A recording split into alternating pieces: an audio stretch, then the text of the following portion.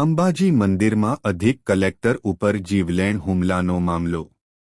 અંબાજી કોલેજના પૂર્વ પ્રિન્સિપાલ મોદનાદ મિશ્રાએ અધિક કલેક્ટર અને મંદિરના વહીવટદાર કૌશિક મોદી ઉપર કર્યો હતો જીવલેણ હુમલો।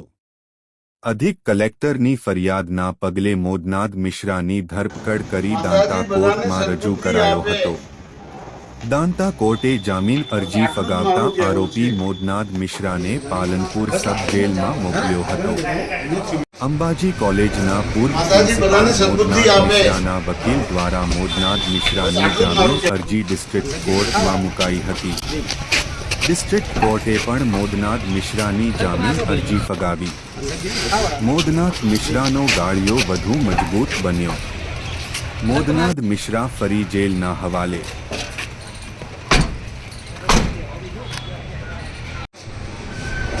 માતાજી બધાને સદબુદ્ધિ આપે।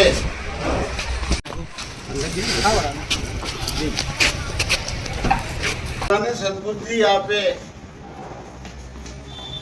બસ આટલું જ મારું કહેવું છે।